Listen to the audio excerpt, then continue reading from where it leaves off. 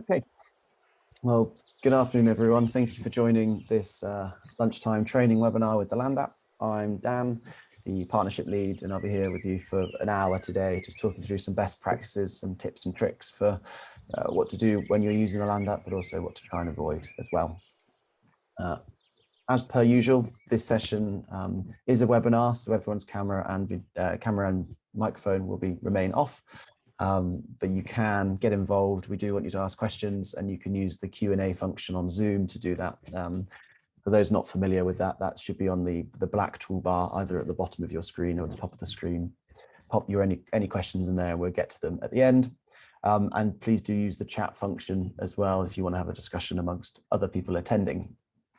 There is a designated Q&A at the end, and we will be recording the session. So if there's any thing that you want to recap on, do head over to our YouTube channel within the next 72 hours. It should be up there. Finally, as usual, there is I think 3 or 4 questions as you leave the webinar, just a bit of feedback around these webinar series. What do you want to see, and what would you like to, us to cover in the future?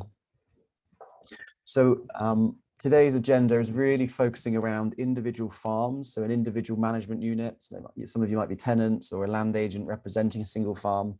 And what I want to do is just talk through what good looks like. How can you be using both the free and the paid for product of Land App to really make your a digital twin of your farm using the Land App. And so we'll be talking through how to create an authoritative ownership boundary. So the tips and tools you can use for creating a defined boundary for your farm or your client's farm. And then we're going to talk through a number of the key templates and just a couple of use cases for those. And again, some tips and tricks for how to get the maximum value from those templates. That's going to include a baselining. So looking at BPS, even though it's phasing out, it's still quite a nice way of understanding your existing crop rotations, for example. Look at just the purchase of master map for those that are interested, and then looking more towards that planning stage in the second half of the webinar. We're going to be talking through stewardship agreements, land management plans that are really relevant for that, more future farming around, habitat creation, local nature recovery strategies, and how you can use that template to start getting involved. And then as well at the end, we'll do a quick red line boundary for any sales plans, for example, that might be happening as well. All of that should take about 40 minutes or so, and then there's going to be plenty of time for a Q&A at the end. So again, please do use the Q&A function as and when you need it. So I'm going to dive into a bit of a demo. The first thing to say is that for those that haven't got a Land App account, please do visit thelandapp.com. You can create a free account, and everything I demonstrate up to a point today, and I will note when it's part of the subscription, is part of our free product. So if you're coming in to create an individual map for your individual farm and use some basic drawing tools, you can come and use the software for free, and the subscription model above that just opens up the functionality, opens up new data layers, and opens up some more insight that you can derive from your time on Land App. Everything begins by you creating a new map. So just going to create a new map for a demo farm for today. And this is a demo over in Surrey. And if you are part of the teams, you can add it to your very different number of teams as well. So for example, this is in the Thorncombe Street area. Once you hit create map, you're instantly dropped on this interactive map. And as a note, any new users, when you do first sign up, you'll be dropped onto this interactive base map. The first thing you need to do is define your boundary. So we're going to be improving this left-hand panel relatively soon in the next couple of months. It will walk you through this process a bit easier. But for now, the process is define your boundary to start with. And there's 2 main ways that you can do this. You can either pick from land registry, which I'll come on to in a moment, or you can import from rural payment agency. There is this third option for importing files, which is also possible. So if you are, for example, already in possession of a GIS file for the farm, you can import as well. And just a reminder that if you need any guidance for how to import files, I'm not going to be touching on that today, but do just search in the little help center in the bottom right, import files, and it will tell you how to import different file types. And hopefully we'll take you on that journey. The easiest way for all of you, hopefully, is especially if you're in England, and yeah, this is a note, this first workflow is just for English farmlands, is using an SBI number, which is your 9-digit single business identifier number that you should have as part of your basic payment claim. And if you are doing stewardship as well, part of that. And this number is unique to your farm or unique to your farm business. There is some guidance here as well if you can't find that, but hopefully you've all got access to this. And as a note, this data is what you're typing in is just private to yourself. So the Land Act can't access this SBI number. It's just a way of you interacting directly with the Rural Payment Agency. Once you type in that SBI number, you can choose which of the 3 data sets you want to download. There's 3 currently available. I'll show you what each of those do in a moment. There's land covers, which just break down your farm into different field parcels, and also the subsequent habitats that are found within those field parcels. The field parcels are just obviously the parcels themselves, and the hedges are a derived hedgerow data set from the Rural Payment Agency. Just to caveat, the hedgerow data is, sometimes a bit hit and miss, and it's all dependent on how proactive you or your land agent, or if you're a land agent, you and your client have been at keeping the RPA's data set up to date. So once you hit import, what you'll have noticed is I've now zoomed into my farm over in Surrey, whereby 3 different data layers are now sat in this left-hand side. If I toggle off 2 of them, you can see that the color of the map just got slightly thinner, and if I turn them on, and that's because every time you turn it on, there's one on top of the other one. So if you are trying to, for example, access the land cover data, if I'm clicking on this polygon right now, I'm actually selecting land parcels because the lower down the list is on the top. So if I did want to click on a polygon that's land covers, I need to just remember to click this eye icon, toggle it off, and now when I select it, you can see that land covers is faintly but highlighted yellow. So the first step for any project really is defining an authoritative ownership boundary.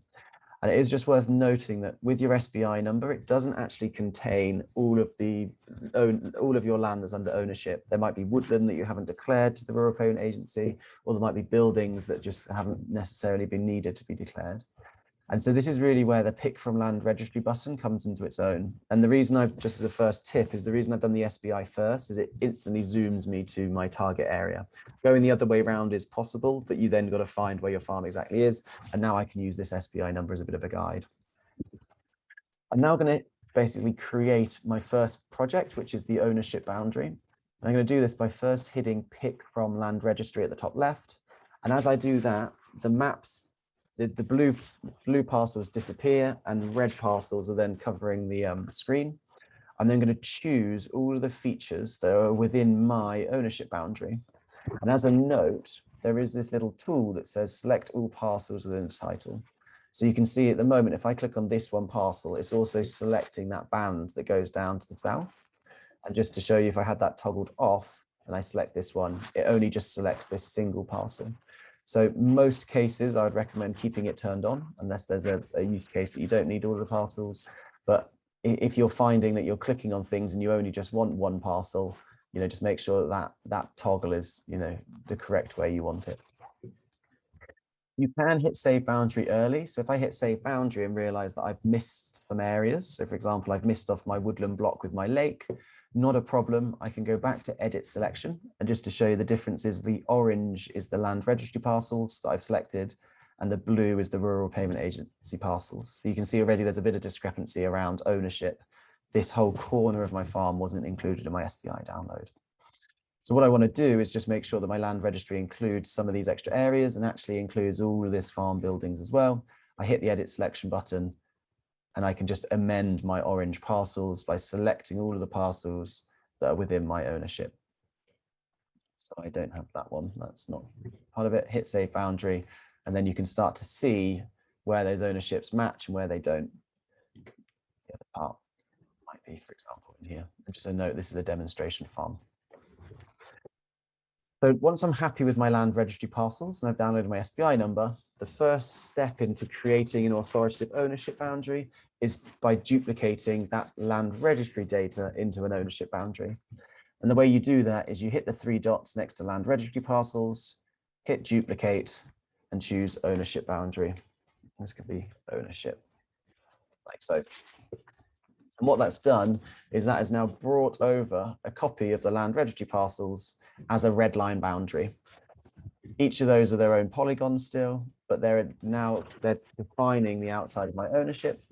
And actually completely accidentally, but good time to show you, is I've made a mistake that I haven't included these parcels in the bottom. Again, that's not a problem. There's two things you can do. Either you can edit your selection down here by hitting the edit button up there and choosing the ones that were missing, like so, and then just redoing that step I just done, which is to duplicate the land registry parcels again. Or there is actually a slightly different, so now I include that. If I hadn't done that, just a note, you can access all the land registry data through the data layers tab in the right-hand side as well. So if I typed in registry, you can see all the different land registry titles I've got, assuming it's under freehold. I turn on freehold, and what that then is just displaying those parcels again. You can see the ones that we've got selected and which ones we haven't. Okay, so I'm now just going to be working off ownership 2 as a note, because that was the authoritative one. And so I'm going to archive my first ownership. Archive project, don't need that anymore, ownership 2. There's a couple of things you can do with this data set. What I tend to do is just merge it all together to make one polygon and tidy it up a little bit. And the quickest way to do that is if you right click on the polygon, hit select feature type, selects all of the polygons within the ownership, and then I choose the merge button at the top of the screen. And what that's now done is it's turned it from being multiple fragmented polygons into a single one. Just going to style it just to show that. If I make it a purple block, and what I've got now is I've got a purple ownership. What you eagle-eyed viewers may have noticed is that there's some of these legacy polygons, we call them. So there's areas where the land registry parcels weren't selected. And just to show you the quickest way to tidy those up isn't to try and draw or delete them. It's simply just to select the polygon first, hit the draw button, and you can choose area and just draw a really arbitrary square over the top, like so. Use the subtract tool, which we'll use in a moment. And that what that does is that just hole punches that shape through the end. Then the final step is you merge them together. And now I've got a clean shape with none of those legacy polygons in. So just to re-show you that a bit quicker, select the polygon, draw the area, like so, double click to finish, and subtract, and then re-merge again. Now I've got a clean polygon with none of those legacy edges. As a note, this session is being recorded and we'll put it on YouTube with chapters. If you want to dive back and just see that demo, for example, you should be able to find that pretty quickly. So I'm just going to do that once more for these 4 or so legacy stripes that we don't quite like for cleanliness. So hit that, hit subtract, and merge them back together. And as a note, actually, I am holding shift when I select those 2 polygons. And now what I've got is I've got a clean purple outline. I'm going to get rid of the purple now and just make it a red line boundary by changing the styling on the right hand side. So that is now my authoritative ownership boundary. And this shape can be used for a couple of things. And the first one I want to show you is just purchasing master map data. Isn't urgent as part of your workflow, but I know a number of land agents on the call might be interested, or as a farm you might be interested, is off this boundary. I can go into the buy data button, select my master map topography layer, which is this kind of the shop window for the master map. And from here, I can get a quote for how much 12 months license of Ordnance survey data will cost me. So I'm going to use my project, which is ownership 2. That then calculates the price. So for my 131 hectares, the price is £95. And I can choose whether I want the data to be clean to my boundary edge, e.g. cut features, or I can keep the whole features. And just to explain the difference between those two quickly is whole features won't ever cut the Ordnance survey shape to your boundary. So there might be instances like this road, for example, that even if a centimetre touches it, you could end up getting delivered that whole shape, which just gives it a bit of a fuzzy edge. So, you know, either way doesn't make a difference to the price. It's just, it looks a bit tidier in my opinion. If your demo farm, it has cut features by now. Once you hit the buy now button, you are met with a confirmation page. Here, if you're on the professional service, like a number of the land agents on the call, you can bill that back to your client. So if you, for example, are buying Ordnance survey on the behalf of a farmer, choose billable, and you can give it a job code, Smith 001, whatever it might be. When you hit buy now, that will then be added to your monthly invoice if you're a subscriber with the job code, or if you're a pay-as-you-go customer, that will just be debited instantly based on the card details that you put in. If you haven't put in card details and you're on a free subscription, that will be when you're triggered to put in card details. And what that's done, just to show you, you do have to refresh at the moment, and apologies for that. We are looking at a way to make that not happen, is once you've hit refresh, I've now been served the vector data for my farm.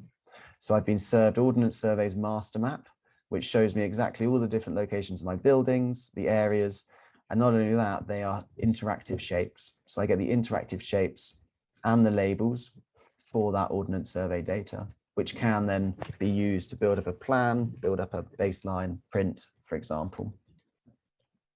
That license data, just as a note, is only licensed for 12 months. After 12 months, you'll be notified that you need to renew your license. And if anyone needs to export that data from the land app, this is just me touching on it, it's not the main part of the demonstration. Within this data purchases page at the top right hand side of your screen, you can download that data in various different formats. So for example, I know a number of the land agents might be moving it to other external software. You can come and download that GML, for example, or we're introducing the CAD DXF as well. Excuse me if that was all gobbledygook, but just as a note. So that's downloading Ordnance Survey Master Map. However, that isn't an urgent thing. The main reason we like to do Ordnance Survey is it's just the most accurate data in the UK and possibly in the world. You get to have fun reports. So reports tab, just to show you, I can get a quick and instant understanding of my farm based on that ownership boundary I've just created, but using Ordnance Survey's master map. So I've got 45 buildings covering 0.42 hectares. I've got, the ratio of 14% of my land is mixed woodland and 0.1% is scrub. So you get that high level instantaneous report from that Ordnance Survey data. So that's building the ownership boundary. I've done the SPI import. Just to make you aware of one other feature that might be of interest is that sometimes SPI numbers cover too much land. So you might be working with one of the larger landowners and you just want to download part of the field, or if you've maybe submitted an RLE1 form and you just want to download the section that you've just submitted, you can do that as well.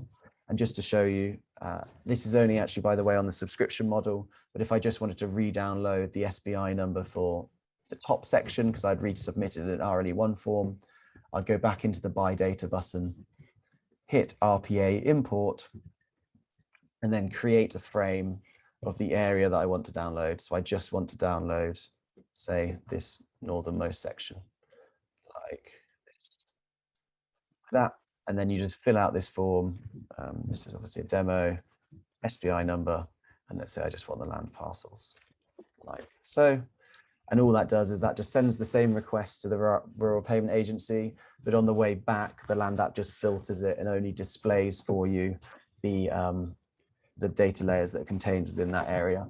So yeah, here we go, just to show you that I've just downloaded just this section. So that could be, maybe you've got an SPI that's spread over 2 counties. You can just download one county's SPI number rather than both. I'm using that RPA splitter. Right, so we're now going to start building our baselines. Number of different ways that you can build the baselines. The quickest and the free version is that you create a basic payment scheme first. And the way that works is you hit the Create Project button, choose Basic Payment Scheme, and from the Basic Payment Scheme, choose which data set you want to create it from. Now, I would always recommend, if you're doing a baseline, to use land covers. And the reason is that land covers contains habitat information within it. So I've chosen land covers. It's given me an automatic basic payment scheme title, giving it a little suffix as well. And when I hit Create Projects, the land app automatically converts those land cover data sets into basic payment codes. So all of my grassland blocks have been given the permanent grassland code. My pond has been given a pond code, and my woodland has got a woodland block code. And this is really the template that you need to start building your BPS or your habitat baseline. From here, you can amend shapes. So for example, let's just say hypothetically that I was putting one of these fields actually wasn't permanent grassland, it was in temporary grassland. I can click on a shape, change from permanent grassland using the change button on the right hand side and choose temporary grassland. So that's just how you assign shapes a new feature. Click on the shape, hit change, and go for the code it is. You can actually do that in bulk. You can do that in bulk in two different ways. You can either hold shift on your keyboard. So I'm holding shift down at the moment and I'm selecting multiple polygons, and then I can assign them, say, spring barley. Or if you know that all of your temporary grassland from last year is going into winter wheat, you can actually right click on a temporary grassland, select feature type, and that just selects everything that's temporary grassland, and then hit the change as well. So I've now moved my temporary grassland into wheat, given them some labels by clicking the eye icon on the right hand side, or you can just hold shift and select the ones you want. So that's kind of how you assign whole fields, but there's going to be instances where actually the whole field isn't quite correct. And let's just say for a hypothetical situation, I've got an area of fallow land. I've probably picked a bad farm to demonstrate some of the VPS codes because this is pretty grassland heavy. But let's just say in a hypothetical situation, this is also down to an agricultural crop of barley. But actually, what I hadn't realized is that there's this section what I've just left fallow. I haven't actually planted anything this year. So you can quickly split a polygon down the middle. And to do this, you right click on the shape, which brings up this quick menu. You then choose split. And from split, you need to start outside of the field, click once, and that drops a point. The next, you then need to just start clipping and dictating where you want that clip to happen. So I've clicked another time, and then you drag your mouse all the way outside and you choose how you want that field to be clipped. Once you're happy, you double click. And what that's done is it's now split those fields into two, where I can assign that fallow code to half of it, like this. In that situation, when I've split them, the data itself, such as the field ID, hasn't changed. So according to the RPA, these are still the same fields. They've been given a different BPS codes. So to recap on that, right click, choose split, start outside, finish outside, and double click. And that will just allow you to split the fields however you want. If you're making mistakes, please don't worry. Everything you're doing here is a static file. No one else can see it. So you can either push the back button or the undo button, and that just goes back through the whatever I just did, or you can actually merge shapes together as well. So in the same way that I was just selecting before, you hold the shift key and select two fields, but instead now I'm going to choose this merge button, which is at the top of my screen. What that does is that just merges the two polygons together, and that merge will always keep the feature that you selected first. So in that process, all of it's gone to spring barley because I selected the spring barley first. But just to demonstrate, if I select the fallow first and then go to spring barley and then hit merge, it all turns to fallow. So whatever feature you want to keep the attributes of, select that one first. So that's building a basic payment project. Just to show you that when you've got some features that the RPA don't know what it is, like this strip, it will have a red outline around it and the use won't be assigned. And then it's up to you to assign what that use is. So let's just say that is scrub, for example. And again, this one, let's just say that's scrub as well. Obviously, detailed surveys might be needed, or at least just, you can click around. And the final piece I wanted to show you just on the basic payment before we get one more level into the mapping is that you can also bring that hedge data onto your BPS project. So when the RPA serve hedges, they serve it as a separate layer. So you can just create another basic payment project based on the hedgerow data, like so.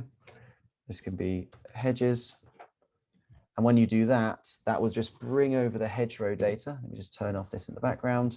And this just shows you where the RPA thinks my hedges are, but it's two separate projects, which, to be honest, for me is preferable. People like having it separate. Or if you want it to all come out of the same report, for example, you can actually combine them. So just to quickly show you how you do that, you can click the three dots next to the hedges, click select all, choose you can leave them all as select all and hit done. And what that's now done is that's now highlighted every hedge that's on my hedge layer. The final step is then you can right click on one of the hedges, choose copy to project, and then bring it over to your demo map or my BPS. And by doing that, all I've done is I've moved all of those shapes onto my single layer. So now my BPS project has both my hedges and my land covers merged together. So I don't technically then need this hedge layer as well. So up to you which way you go.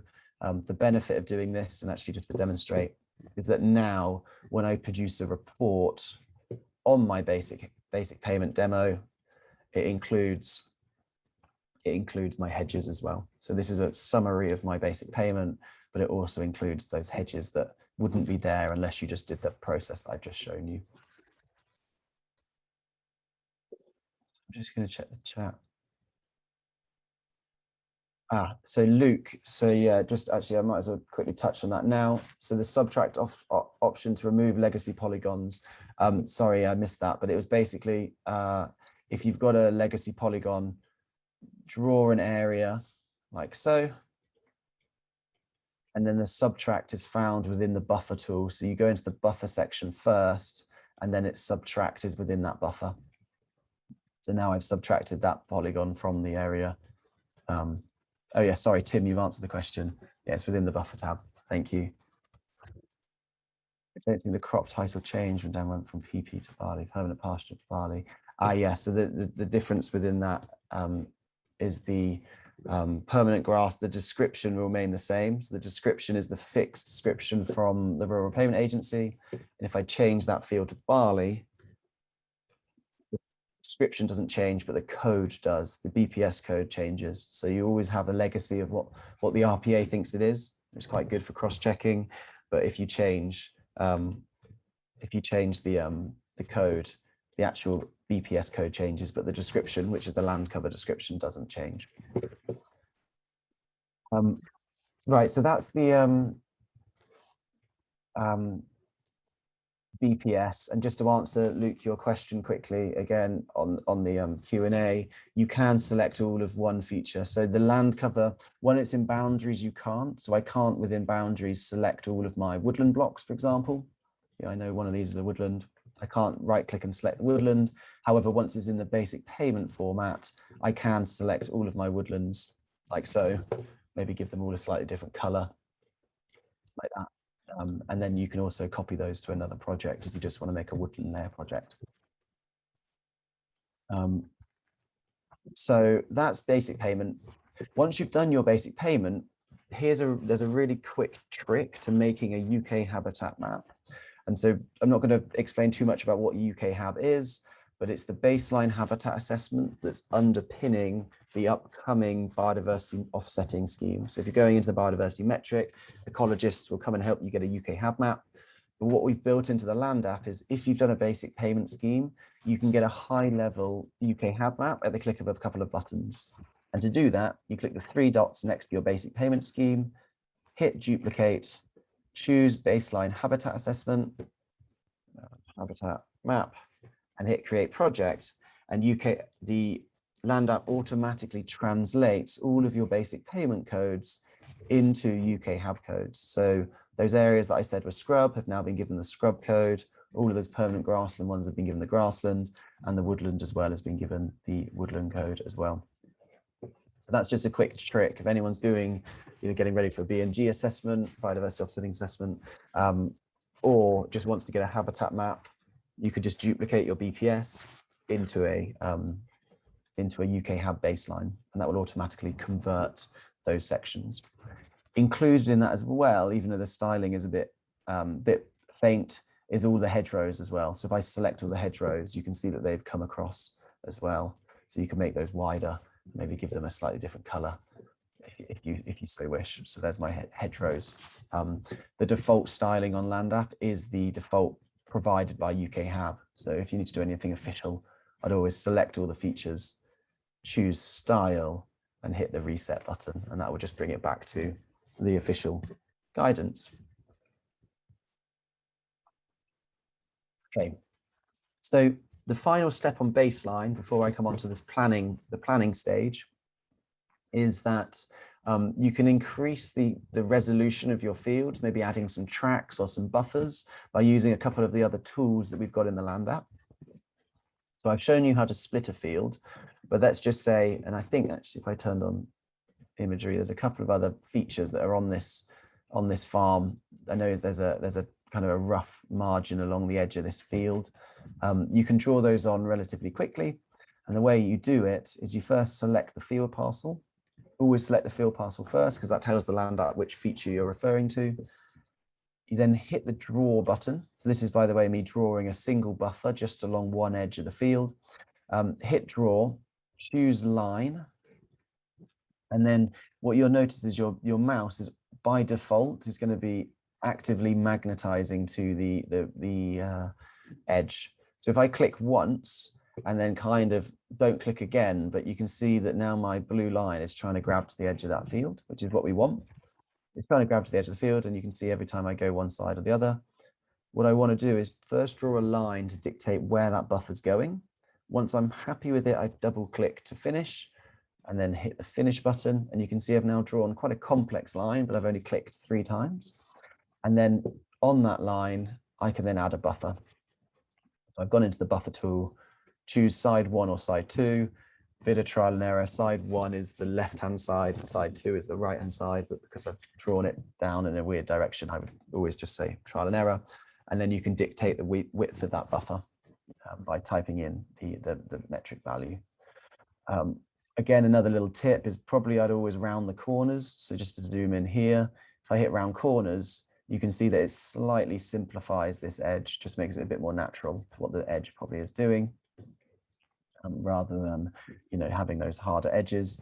And there's nothing stopping you, instead of subtracting straight away, which I'll come on to in a moment, you can actually tidy up that buffer before you subtract it. So if I hit OK, what I've got at the moment is I've got 0.73 hectares of buffer sat on top of 8.75 hectares of grassland. So at the moment I'm double counting in area. Yeah, so there's this buffer, which I can assign a buffer code. So if I just gave it a margin, arable field margin, at the moment I've got that margin currently sat on top of, probably not going to be an arable field margin. Let me go for a G3. It's slightly different code. But by not subtracting to start with, it gives you a bit of a chance to tidy up the edges. So you can see this margin is kind of missed off the edge.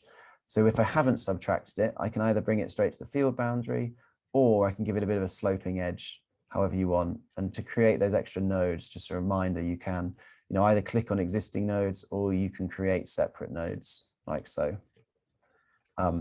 If you've accidentally made too many nodes like this, another top tip, and we will put all this on the YouTube as well, is if you hold the A key, A for alpha, on your keyboard, and then select the nodes, it will delete the nodes that you've selected. So you're holding A and you click on a node, it will delete those from your project to keep it a bit tidier. Once you're happy with the edges, I'm just going to check the other one like so. I can then tidy these up, you know, to the edge of my farm. Once I'm happy with that, I need to do that final step, which is subtract the area of my margin, 0.74 hectares, from my 8.57. So if I click on that edge, this one, and then use that subtract tool again within the buffer section like this, you can see that the area of my field went down, and that's because it's now 2-dimensional. They're adjacent to each other rather than on top of one another. So anything I've just said, if anyone wants me to recap on anything, if you pop it in the chat, but just in the name of time, I'm going to move on to the next phase, which is the planning. So that's some basic baseline drawing. And preparing for your future farm or your client's future farm. At the moment, there's 2 main routes that you can go down. You can either go down the countryside stewardship route, or prepare and get involved in some of these sustainable farm incentive or ELMs or biodiversity offsetting. And in my head, they're 2 separate things. You know, one's a confirmed system that's available up until 2027, or the other one is, you know, there's some trials, and there are also some trades happening around the biodiversity offsetting. But as a farmer or as an advisor to a farmer, the best thing that you can do right now is just start to get some scenarios, work out what direction you could take. You know, you don't need to make a decision today.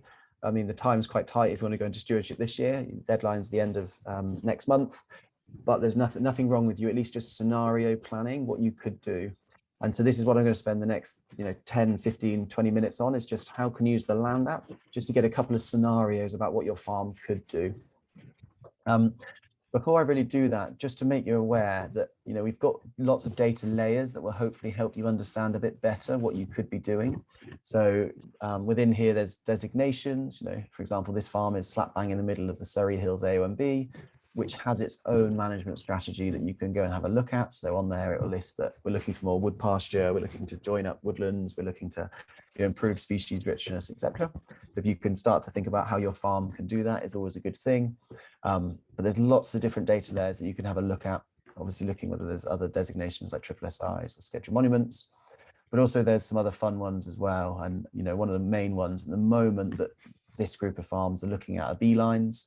And beelines are this imaginary line that's crisscrossing the whole of the UK, and they're just trying to promote wildflowers, pollinator habitats, good hedgerow management, etc.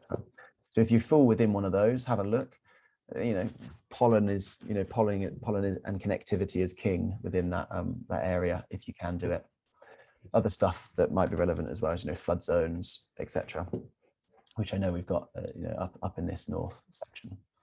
So having a look at data layers, understanding your context, what designations do you fit in, what opportunities you may have for the future. So stewardship is what I'm going to spend my first 5 minutes just showing you how you can do it.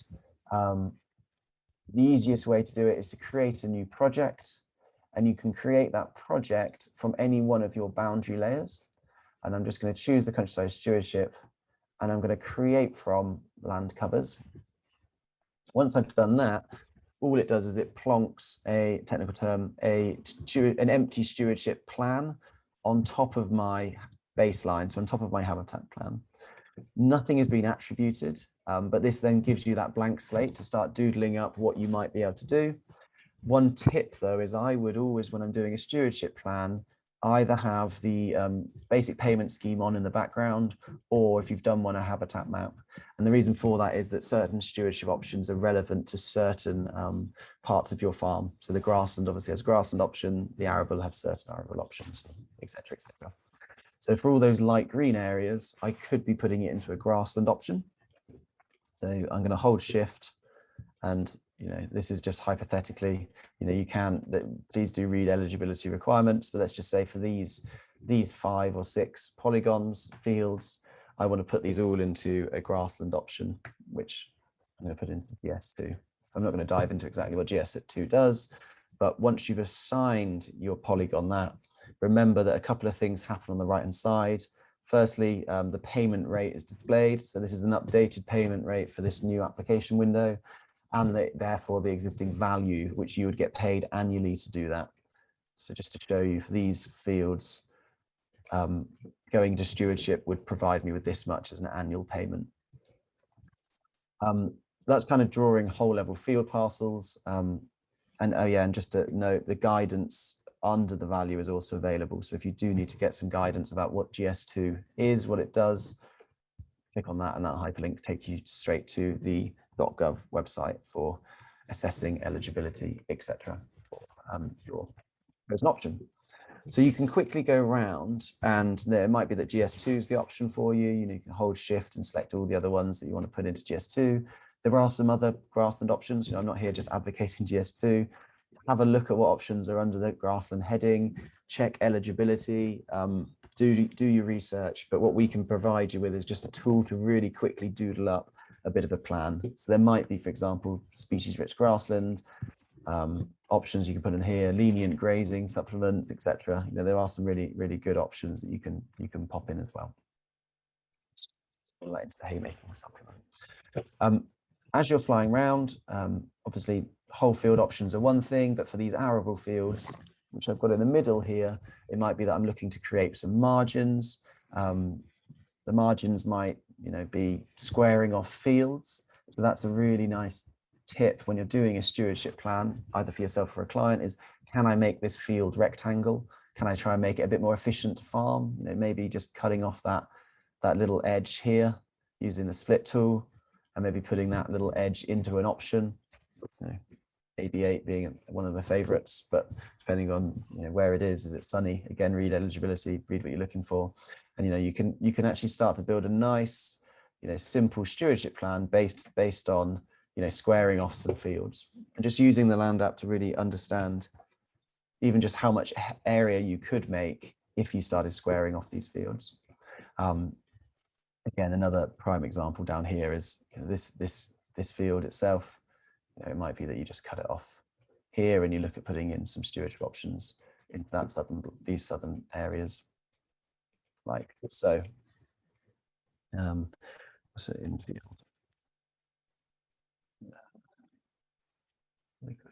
strips, yeah, for example. So all of the updated stewardship options are available within the categories on the right hand side. Just at the moment, all of them are there. So if you're going into mid-tier, just remember that mid-tier only gives you access to a certain number, and in higher tier, depending on eligibility, you need to make sure that you are eligible for the options. At the moment, the land app can't prevent you from making a mistake, so it's very much up to the user to check eligibility before they submit that. But once you're picking up and drawing your options, you can do that in bulk as I've described. You can cut, you can buffer. And one thing I haven't actually showed you is I showed you that part field buffer, but you can actually put a buffer around the entire field by choosing the buffer tool, choosing side 1, dictating the width, rounding the corners, hitting subtract and clicking OK. There's quite a few little steps in there, but what that's now done is that's now given me my potential cropping area and an area where I can put in around the outside. Kind of answering your question, Tim, that I've seen that's just come through around hedges and ditches. So for the best way of drawing them, actually, I'll come back to your question. To draw a hedge or a capital option on your stewardship plan, for example, if I was wanting to put my hedges into a management option, you can do two things. If your hedgerow data is correct, so let's say hypothetically, even though this not always is the case, I wanted to put a hedgerow option along this length, and actually that is all the hedgerow I needed. You can right click and copy that hedgerow to your countryside stewardship, and then in your countryside stewardship you can give that hedgerow whatever code it might be, BE3 management of hedgerows, for example. If it's not correct, and Tim, this is what you were just getting at, if your hedges aren't correct, you do need to submit an RLE1 form to the RPA. You need to let them know where it's wrong, and also on your farm environment record, you need to make sure that's correct as well. But the best way I would do it, if I were you, is I would create an empty project, create a farm environment record out of the hedge control. So yeah, let me just show you. Let's just say hypothetically I had this section of my farm needed a hedgerow, wasn't currently there. What I would do is I would duplicate my hedge control into an RLE1 form.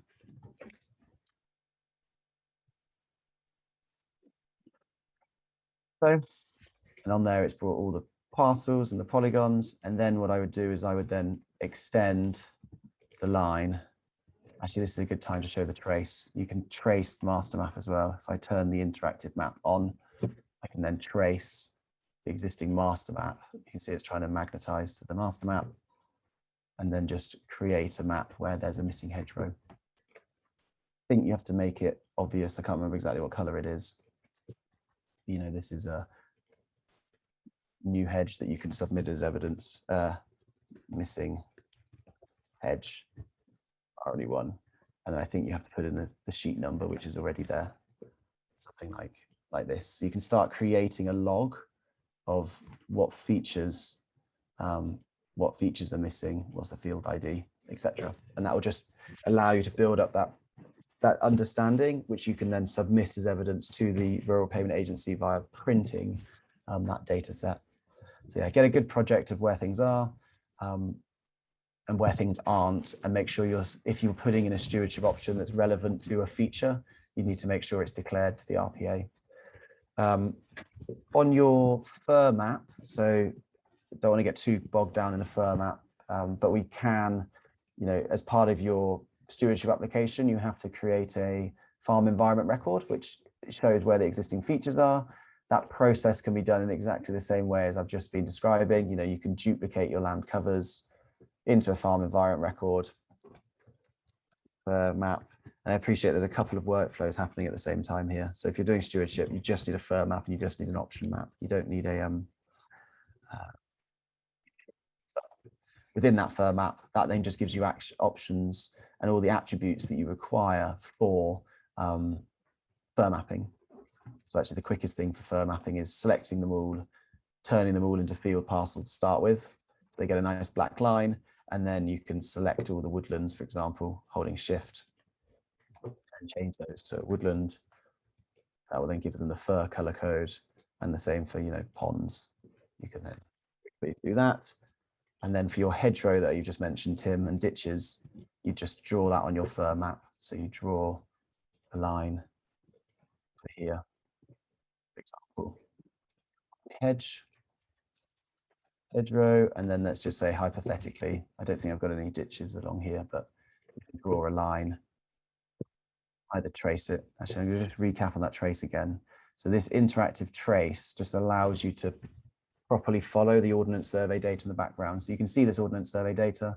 If you turn on that interactive map, now your cursor, when you go to draw that line, can follow the lines that are on the map. So it's magnetizing it for me. So yeah, this could be my, I mean, hypothetical, but still a wet, let's just say that's my wet ditch. And then I can just give it a ditch code like that. So yeah, farm environment records, Tim, are a really good one to draw on, and you can submit those as evidence to your, as part of your stewardship or as part of your RLE1 form to show you where existing farm records are. And just seeing that come in, Tim, no, I think with hedges and ditches, you don't need to dictate width yet. We're looking at, especially with hedges, I think width is really important. That it's currently not counted in the system, but as it stands, width for those linear features are not needed in ditches. When they're major rivers, though, you do need them. So rivers have are polygons, but running streams, running ditches are do not need widths. Okay, so yeah, farm environment record. There's all your different woodlands, ponds. I mean, yeah, I'm not going to complete this record because I think it'll take too long, but hopefully we've given you all the tools you need to do that farm record. A couple of other points, you know, if you've got infield trees or hedgerow trees, you can add those by drawing points first and choosing whatever the feature is, such as mature tree in hedgerow. So that should hopefully get you a really nice, clean farm environment record map. There's a couple of other options on there, like soil erosion, you know, historic, traditional orchards, etc. So do have a little look about what you're meant to map within a farm environment record. Doodle it up, and yeah, let us know if there's any questions.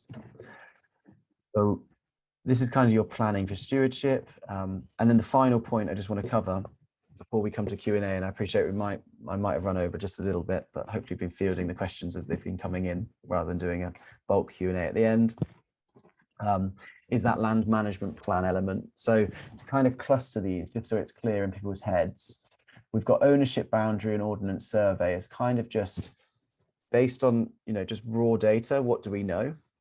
The basic payment scheme is kind of acting as a baseline, but that's being phased out. But that and the habitat map are kind of covering the same thing, what's currently on the ground. The fur map is kind of in that same category as the farm environment record. And so just so it's, you know, to explain it, is obviously the BPS is your declaration, your existing farm for your basic payment scheme. The fur map is your existing declaration for your countryside stewardship scheme. And the habitat map is your existing declaration for future schemes. And so what we're finding is there's a transition in the sector to combining these two, the fur and the basic payment, to make an accurate baseline habitat map. And so at the moment, depending on what you need to do only one of them, but it's moving towards more and more likely that you'll need to have just a whole two-dimensional farm habitat map that ticks off both the basic payment and the fur map. And then these bottom two, the countryside stewardship and the RLE1 form, these are future planning. You know, what are you doing next? is it your stewardship options? But yeah, I appreciate I've done quite a few templates, but I'm just trying to explain when and how you would use them. And the final point, really relevant to the habitat point I just made, is you've got a lot of upcoming opportunities as landowners or involved with land ownership and land management around future markets. And so what you can use the land app for is, again, a doodle pad articulating where you might want to do something else. So let's just say, for a hypothetical situation, I went to an agroforestry seminar last week, and I was really interested about exploring agroforestry. Don't really know exactly where I want it to go, but at least I want to try and doodle up a potential plan for agroforestry on my farm. So a couple of things that you probably learn on the farm is that, slope is quite important. Agroforestry is really quite good on fields that are quite sloping. So you can turn on the contour lines and choose maybe 1 or 2 fields that have got, contour lines in. And so let's say, hypothetically, I wanted to do some agroforestry in these 2 fields. The first thing you need to do is you need to create a land management plan project. And to do that, you can follow the same steps as we've taken before, or you can duplicate the existing habitat map. So if I hit duplicate for my habitat map and bring it into my land management plan, this is now me creating a future vision for my farm.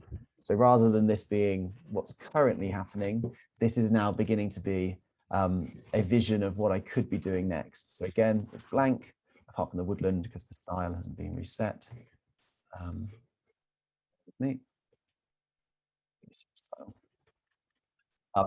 So now on this doodle pad, I'm just going to create a future scenario. So my hypothetical is that I want to make an agroforestry. I want to follow the contours. So I'm going to use this contour line here as a template. So I'm selecting that one and that one, bringing that over to my land management plan, like so. I've then obviously got this, got these features that I can then use to draw some shapes. And actually, I only want the contour line part to be part of my field, like this. Just going to delete the contour lines that are outside of my field by snipping them, like this, and then the final part like this. So now what I've done is I've basically stolen, so to speak, borrowed the shapes of the contour lines from the Ordnance survey data layer, which can now act as a bit of a template for me to do my agroforestry runs. So I can add a buffer, for example, to this feature. Maybe I want it to go on side 2. And I only want my agroforestry to be 3 meter strips, but I've now got that little woodland shape, or agroforestry shape, or line of trees, or whatever you want to call it. It might be, scrub, orchard trees, for example, however you want to do it. But you can then use those contour lines to kind of inform the shape of that feature, and that you can duplicate this contour line by hitting the duplicate button to then doodle up a bit more of a, maybe a couple of rows of agroforestry. And snip. So that's really just a really quick run through of how you can use the template for land management planning. I can see there's a couple of comments in the chat that I'm just going to come to in a moment. But if you've got any other questions or want me to recap on anything I've just said, I really appreciate that was a bit of a whirlwind. But in our heads, there's 2 main uses for land app. It's either mapping as accurately as possible of what's currently there. And there's a couple of templates that can help with that, BPS, your fur map, your habitat map. We didn't really talk about infrastructure. If people want to stay around for 5 minutes afterwards, I'm happy to talk about infrastructure. And then there's this future vision, there's this plan, what could happen. And that's where this agroforestry planning, for example, sits, is what could you be creating on your farm in terms of diverse habitats, or where could a wetland be created? And hopefully that land management plan gives you a bit of freedom to at least just doodle up on a map where you could be doing different things. We want people as much as possible to be collaborating with each other. You can invite your advisors, invite your agents to come into your map, and they can work together in this private space to get a future vision of your farm without, you're not signing on the dotted lines. You're just working out those opportunities, the future ways that your farm could go. Because without you farmers and land agents kind of saying what you could offer the market, there isn't going to be this, you know, we're not going to hit those goals of the 25-year environment plan. We're not going to hit all the ambitions that stewardship have and DEFRA have, but we want to make sure that it works for you on the ground. You know, have you got enough space to grow food as well? And it's, yeah, we really just want to be a tool that's just used to just start some conversations. And as we develop, we're hoping that we can also, you know, attract funding, etc. as well. So I'm going to take a breather there. There was, I appreciate that was a huge amount of information. I will be uploading it to YouTube, and we will be putting some chapters in. So if you just need to skip back to a certain element, please do. But just with 2 minutes to go, just going to answer the last couple of questions. If you do need to shoot off, please, you know, feel free to do so. And if you could fill out that form on your way out, it'd be much appreciated. The Land app is free for you farmers to come use on your individual farms. So don't feel like the subscription is going to be the blocker. The subscription will kick in, however, as soon as you want to interact at a wider level. So local nature recovery, for example, or the mobile app that's coming out over the next couple of months will be part of the subscription model. Okay, so Rebecca, will you be doing an update where you can assign 2 codes to 1 feature? Very good question. At the moment, it's not on the roadmap. And just to explain, you know, a prime example of that is in stewardship. You know, you might have your GS2, and then which is here, and then on top of that GS2, you also want to put in a GS17 or whatever it is for lenient grazing. At the moment, you have to duplicate that feature by hitting the duplicate, and then assign that one on top, the GS17, like so. So then technically there's 2 features on top of one another. So just to iterate that. And that means the downloadable forms are identical. However, you know, the update is possible. You know, we could introduce the ability to tag 2 different things. Be interesting, Rebecca, what your exact use case is. Is it stewardship related, or is it something a bit wider? I'm happy for you to put that in the chat. So just in the final couple of minutes, I don't think there's actually any more questions. I think I've answered them all, answered all the ones in the Q&A, which is great. But yeah, really thank you all for coming along. This is what we see good looks like. You know, have a basic payment, have a stewardship map, have your RLE1 forms if you need it, and start building up a building up a better picture. Yes, so Rebecca, so the GS17, yeah, so at the moment, the form that you export, if I go to my table view, will be correct using that, feature. So you can see that this field has got 1.96 of both GS17 and GS2. So for your annex form, that's the correct way of doing it. And then for your mapping, so if you are using stewardship, if you're using Land app to do your stewardship evidence, which you are allowed to do, instead of using crayons, what I would just suggest at the moment is just turning on, toggling a name, and just making sure that both options are visible on one polygon. So on the GS17, for example, I add GS2 17 like that, and the area as well. But I will feed back to the development team. Yeah, I think I understand your point, is that in here, you can have the main feature as be GS17, and then you tag it with a GS2 as well, which comes in that report.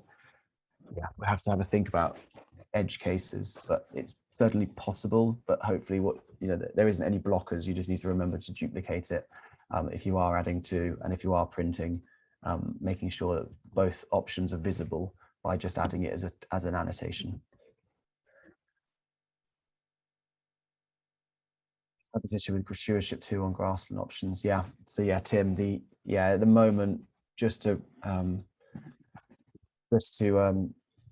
recap, grassland options. Yeah, so you're first putting in the 1 option, which is GS2, and then to get it correct on the form, you need to hit duplicate. And what that's done is that's now made 2 copies of the GS2, right? And then just assign one of those, either one, to the other option, whether it's haymaking supplement, for example, or they're not. And then just like if you are printing, whatever one's at the bottom just needs to be represented on the label if you're printing it. But yeah, I will feed back that point, Rebecca and Tim. Thank you. So Luke, can I show how to order OSM vectors just within ownership? Yeah, not a problem. So It does require an ownership boundary to be in the projects layer to start with. So we can recap on the YouTube video if you need that. You go to buy data, choose master map topography, and then you use a project and you select which project you want to include. So for in our case, it was ownership number 2. And then the point I think you're getting at is whole features or cut features. So by cutting the features, that is then just going to serve the data that's within the boundary. Even if it chops an existing Ordnance Survey shape in half, it will do it. And then you put that. So just actually to show you the difference, I've previously done cut. If I did hold, just to show you and run that, what that's not going to do is it's not going to have a clean edge to my features. So if I now run, if I refresh that, and we can just do a quick comparison. So ownership, yeah, here we go. So this is now not clean to my edge because there's been, some features where my edge just touched it and it's now served me all those. But my previous one that I had cut serves a smooth edge to the end of that feature. So the cost isn't any different because you paid for those features. So yeah, annoyingly, if you've got a little feature there, you've paid for it. So if you want all the features, you can. The only reason I would urge and encourage people to use that cut features is then you get an accurate edge to the feature, which means your reports and your overall picture of the feature are good. Hopefully, Luke, that's answered your question, but I'm happy to explain that a bit more. No, great. Well, if there's no more questions, I think we're call that a day. Worth noting that tomorrow there's another webinar, same time, about wild edges. So really relevant to farmers and facilitation groups and anyone doing ecological restoration. We're going to be talking through wild edges and how we see those being a real catalyst to facilitating, future connectivity of farmland while also, promoting sustainable farming businesses. So really thank you for your time, everyone. Recording will be up hopefully by Friday, if not on Monday. Let us know if there's any further questions and good luck with all the mapping. Thank you very much.